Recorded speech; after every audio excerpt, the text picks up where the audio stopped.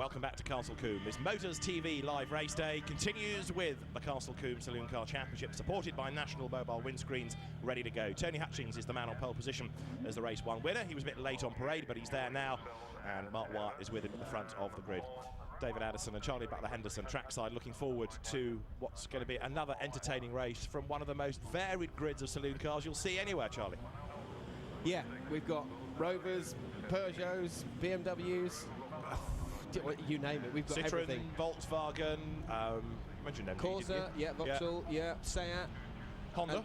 And a Honda Integra towards the back there. We've got an absolutely fantastic lineup, and these are sort of cars that you can relate to if you're watching back at home, because you've probably got one of these cars parked outside your driveway, so it makes it all relative.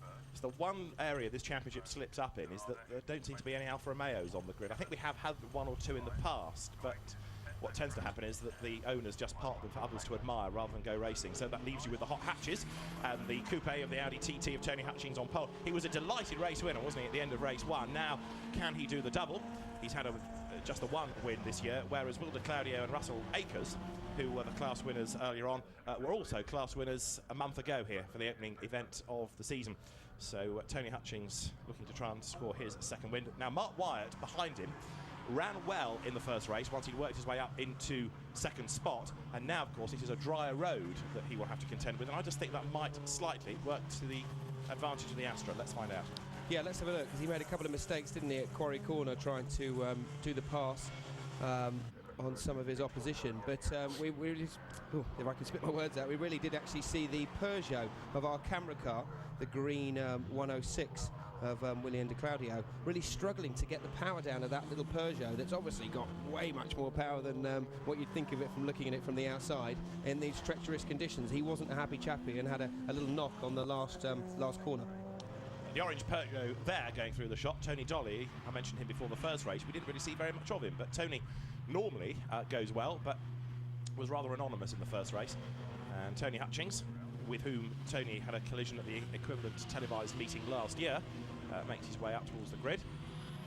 Thought I saw a trace of smoke from the front of the Bob Ballard Seat there. Yeah, let's just have a look at the front left corner of the Seat. It might just be the way that it's having its tyres warmed up and the way it's weaving around. It might be a bit more serious than that. No, that doesn't look normal at all, no. You can see the other guys warming up the tyres. Not that I'm disagreeing with you, David. Well, don't have an argument in the commentary box. But yeah, that bit of smoke is a little bit unusual, really. So probably a bit of rubbish, or maybe oil overfilled. There you go. You there can it see is, that. That looks like it's coming from the engine, so it may spilt a bit of oil maybe on the exhaust manifold. Possibly. Let's keep an eye on that throughout the race, just to see if that burns off or if it's a terminal problem. Yeah, I mean, if it's oil, we don't want that going on the road either. That's going to make things a bit treacherous for those around him. So, yeah, we'll keep an eye to Bob Ballard's car. Grid starting to form up, and this race is going to be 12 minutes long around Castle Combe. And you're riding with Will de Claudio. He's got Kermit the Frog there as extra ballast strapped to the front. And 12 minutes of racing just about to get underway.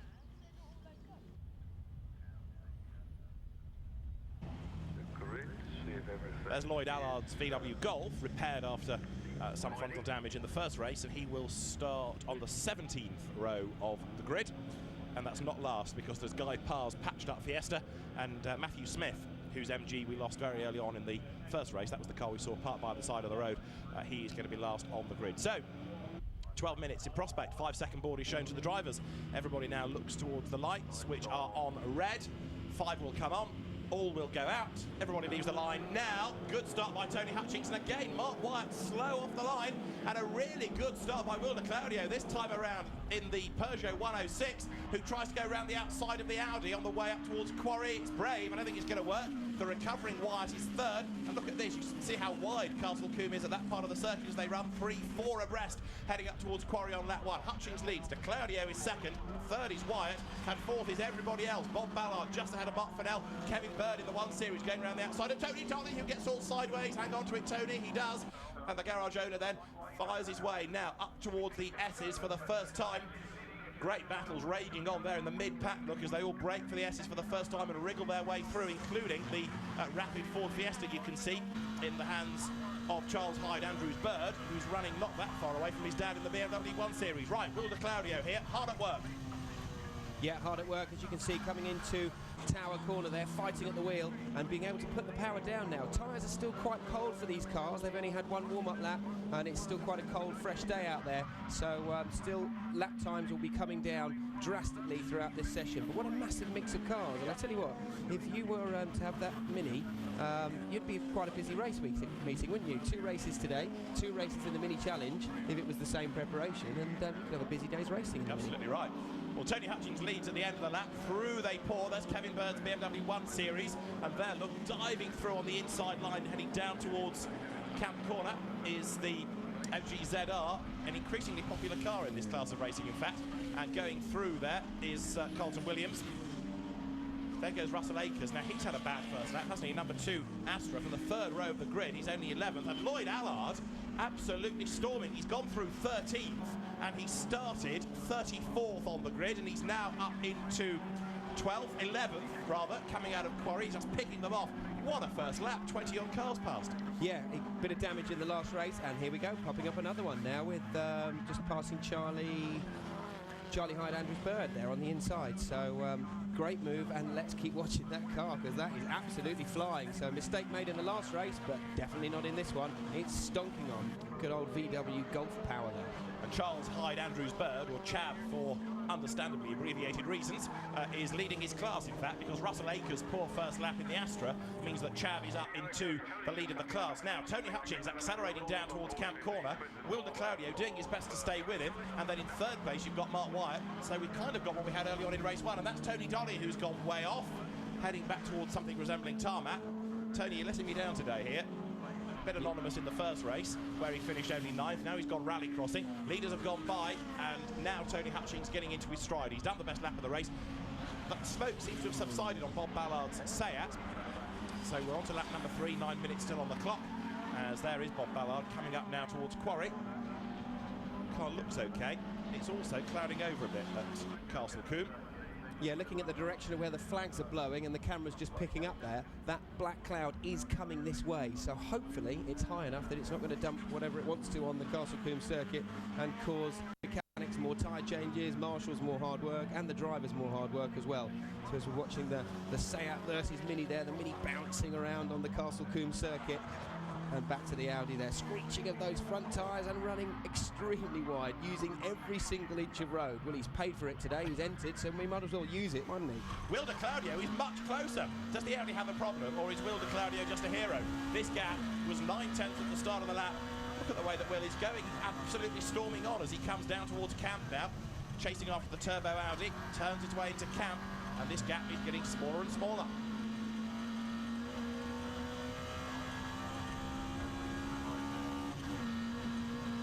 So on board there with our camera car, Will de Claudio just done the fastest lap of the race at 1 minute 16.8.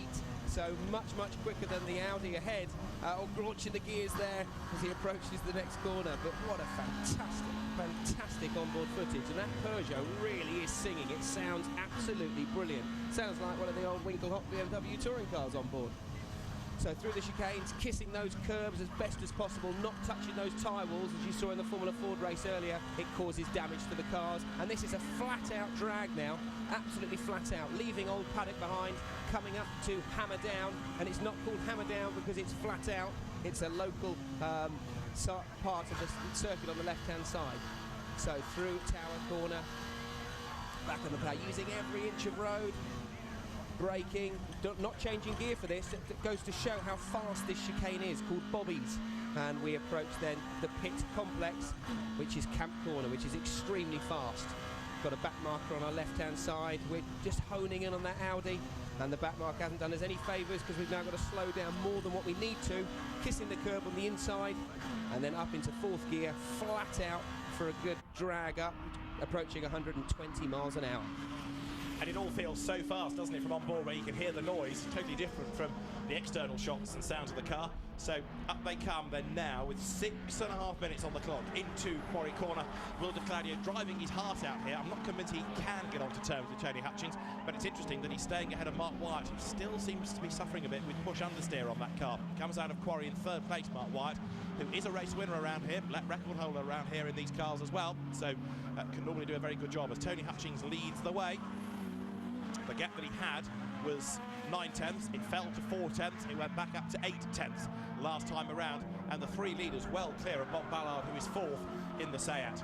Tony Dolly, by the way, after his off-track excursion, is in 13th place. Next target being Anne King's MGZR up the road.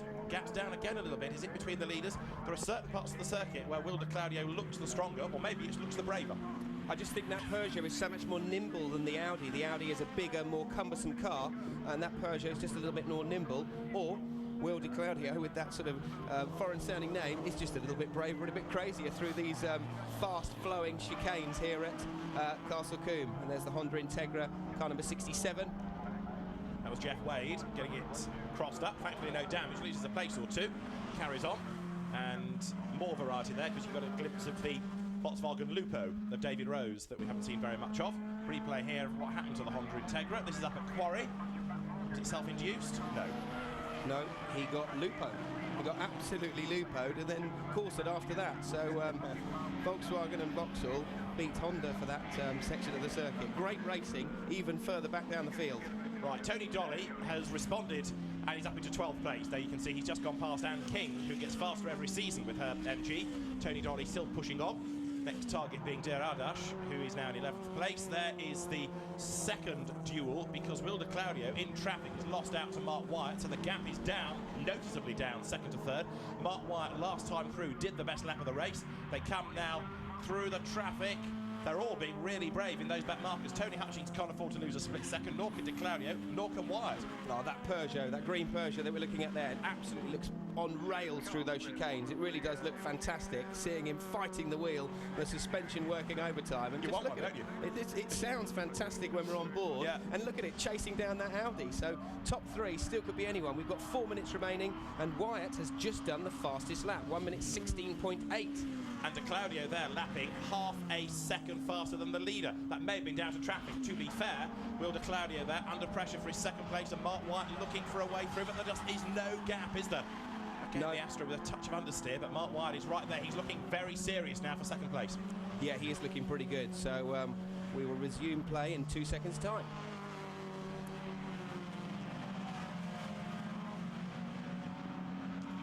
So yeah, third man Wyatt, fastest man on the circuit, honing in on that Peugeot in front of him, chasing the leader in the Audi that dominated the first race here at Castle Combe.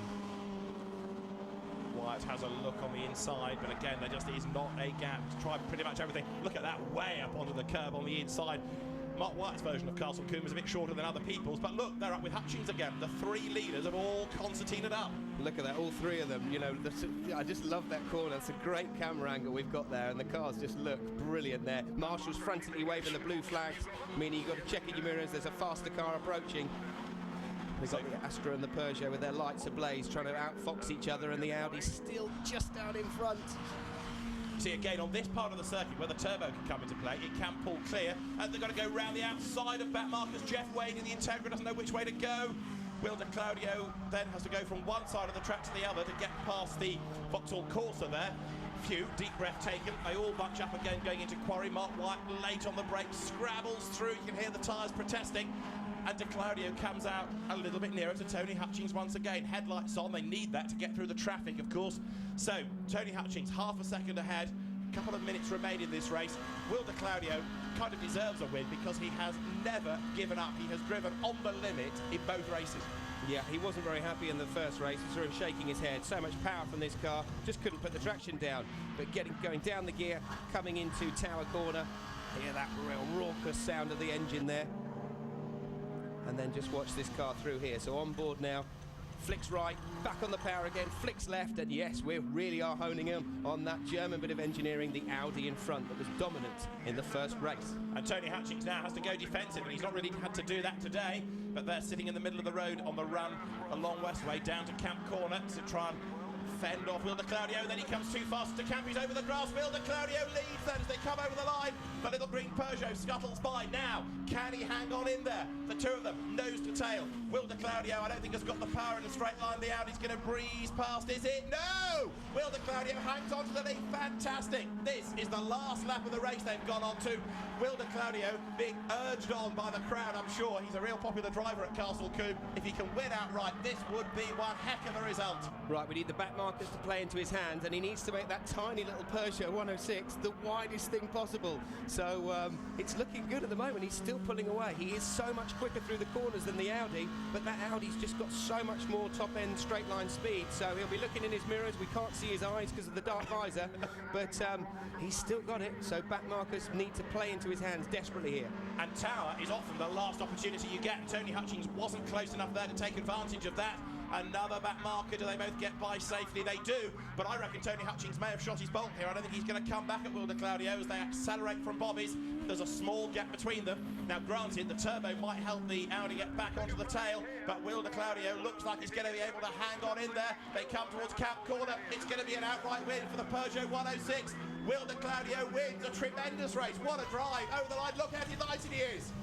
Brilliant. Fantastic drive. Will de Claudio wins outright in the Combe Saloon Car Championship. If you're going to win a round of the series, do it on live TV on Motors. The team is delighted as well. And Will de Claudio then comes home the winner by 0.8 of a second from Tony Hutchings. Mark Wyatt third, and still they battle because there's Martin Fennell coming home for fifth behind Bob Ballard, and the Volkswagen Golf of Lloyd Allard. We didn't see a lap ago, but it had got itself up into 6th place, but it's overdue. And I fear on the last lap he's had a moment somewhere. There he is, lots of people with the wipers on now, and that may also have affected Tony Hutchings late in the race. Well, Lloyd Allard, who was 6th, he's not going to be 6th, I don't think, because that last lap has had a moment for him. So in the end, Kevin Bird is 6th, Lloyd Allard is 7th, in fact, which even so is not bad from 34th on the grid, is it? And Tony Dolly makes it home in 8th place. And as the rain starts to fall again at Castle Combe, Will de Claudio, you are a hero. I'll tell you what, hats off to him. I've found a new friend out there. I'll go and meet him later on after the racing. But what a fantastic drive. And it just really felt for that car as well. The way he was chucking it around, yeah. And he was so struggling on putting the power down in the wet race earlier he had. So there's definitely potential with the Peugeot, and it's just shown. One mistake from the leader, Hutchings in the Audi, which just went wide at Camp Corner. But interestingly, he couldn't really do much about it. May have been down to traffic, admittedly, may have been down to the changing conditions that we had towards the end, but he couldn't really respond. Will de Claudio wins a fantastic race. Tony Hutchings then, second, having led the bulk of it. Got a few races today. People dominate them but don't win. Third is Mark Wyatt ahead of Rob Ballard. Mark Fennell fifth, and Kevin Bird comes home in 6th.